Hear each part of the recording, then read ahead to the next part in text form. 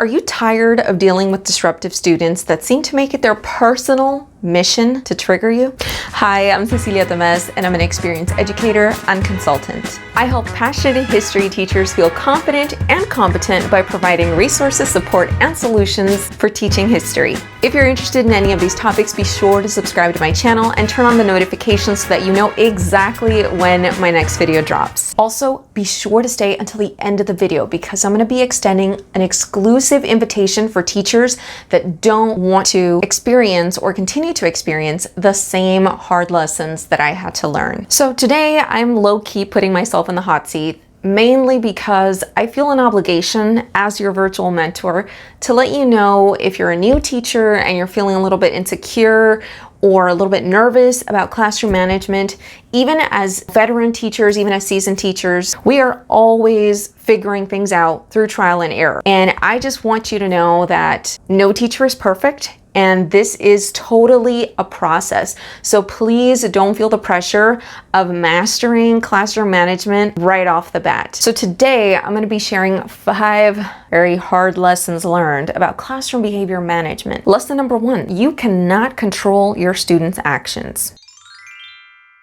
So looking back at it now, it almost seems impossible that I would have experienced any of the following. I have had students walk out of my class, leave me talking, challenge me like on a personal level as the authority figure in the classroom. And the first tip I have for you is that it's so important for you to detach yourself from the idea that good classroom management will be 100% cooperation and compliance. Giving yourself that space is not only good for your mental well-being, but it also helps you build that muscle of self-control. If you can master self-control as a teacher, you're less likely to get triggered, making you less of a bait for students that are just looking for opportunities to express those repressed emotions. Lesson number 2. If you take things personally and you engage in power struggles with your students, you may create irreversible damage to the rapport that you had with your students. That'll either be a nightmare or it'll be just impossible to repair. Now, in order to prevent this, you want to focus on the following. The first being emotional intelligence. Can you pause long enough before reacting to realize that this outburst or this misbehavior isn't about you? 2, self-control. Replace anger with empathy. In my experience, that has always worked. Silence, taking a moment of silence and deep breaths as well, help you to replace that anger with empathy. 3, pause before speaking. Don't say anything in anger that'll cause you to rupture the relationship, because then your students won't trust you. They won't allow themselves to be influenced by you. Yes, even if they're the ones that are messing up. 4, never reveal your buttons. So that means poker face activated. It doesn't necessarily mean don't smile. It just means remember that you are the facilitator. You are there to help your students understand the power that words and actions hold and how to use them appropriately. Think of your students like young Peter Parkers that are barely learning how to use their spider powers. And 5, make it more about a violation of community expectations versus breaking rules against you personally or the school. Students need to understand, and we really need to help destigmatize the bad rep that schools get, that a school is a community that works together to learn. So pausing to reflect on all these tips and suggestions will help you stay out of power struggles, therefore helping you prevent damage to the rapport you may have gained with your students. Hard lesson learned number 3. Always assume that the cause of a student's misbehavior is anything else but them simply just wanting to be jerks. Now, the reason why I propose this idea in particular is because it's going to help you keep things objective and non-personal. Because think about it, the fact of the matter is people that are jerks, even as adults, because they never learned self-mastery. They were taught by people and they followed the example of people that never learned self-mastery. So in order for our students to grow up and not inherently want to be that way, we need to model self-mastery first. Also, making this assumption actually will help you mentally de-escalate so you can step into the role of facilitator. That way, when you approach things without blame, without judgment, you're able to facilitate more objectively and truly support your student. Speaking of which, what is your favorite go-to de-escalation strategy, either for yourself or for your students? Drop it in the comments below, because you know what they say, different strokes for different folks.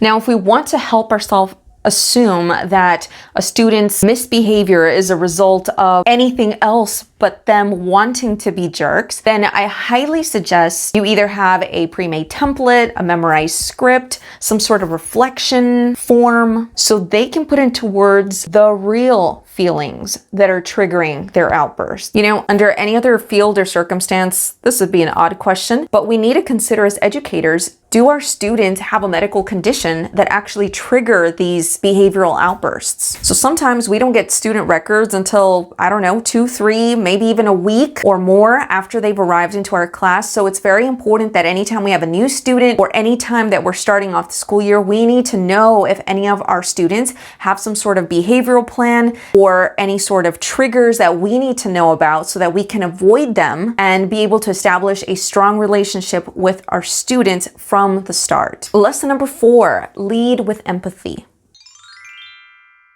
So I have to confess that my first year teaching was all about celebrating days where I felt successful and sadly plotting my revenge when I allowed students to get the best of me. When I shifted my mindset to empathy, I went from, you little booger, I'm gonna get you back on Monday, to poor kid. You know, I wonder what's going on in their world that's making them lash out this way. As I mentioned earlier, leading with empathy is the fastest way to de-escalate not only ourselves, but our students as well. So you want to make sure that you mind your tone of voice and your body posture, just so that you make sure that you're not being perceived by your student as threatening. You want to facilitate them being able to let their guard down and not be defensive. I do have a video where I share some non-verbal strategies and some often overlooked practices that may be missing in your classroom management system, and that may explain why, even with rules and procedures, your classroom management hasn't worked out like you'd hoped. So be sure to check my video, the mindset shifts that you need in order to make your classroom management system work, and I'll go ahead and link that up above and down below for you to watch as soon as you're done watching this video. Now you might be asking yourself, well, okay, Miss Thang, what about students that are downright violent? So this is where our emotional intelligence comes in. And if you've watched my other videos, it's basically the awareness of your students' feelings and emotions and kind of being able to read the vibe of either your students or your classroom. But essentially, we need to make it our mission to study our students long enough to evaluate when it's not gonna be productive to try and push them to do something or to participate or to get on their case. Does this mean that there have been days when I allow students to just put their head down or ignore the fact that they're not participating? Why, yes. Yes, I have. When I know that that student is not ready to allow themselves to be motivated by me, when I've paid attention long enough, I can read a vibe of like passive aggressiveness in their tone, then I need to empathize and realize that they're just having one of those days and that today may not be the best day to push them. And if it isn't just on a singular day and I've always noticed a student to be this way, then I need to dig deeper and do my homework about what the student's life is like outside of school and ask a lot of these questions about the student's interaction with other classmates, in other classes, with other teachers, and go from there. Also, this insight about our students' emotions that they are subtly conveying to you actually helps protect you as the teacher if the student is in fact violent. Lesson number 5. Never bring in another teacher or staff member to try and intervene in your classroom management system unless they are also the teacher of record for that class or your co-teacher. So my first year teaching, I actually had a class period that, God almighty, it was just a constant string of interruptions all period long. And I was honest to goodness truth at my wit's end with that class. So much that it got to the point where I emailed my administrative team to ask for help because I was like, I'm at a loss. I don't know what to do with this class anymore. And my administrative team suggested and proposed that they would send a coach down, a paraprofessional that was a coach that would come down to my classroom to help me manage the class. Now, luckily, I don't know why this just didn't sit right with me, so I objected to it and really, through trial and error, tried to figure out a way to regain influence over that class.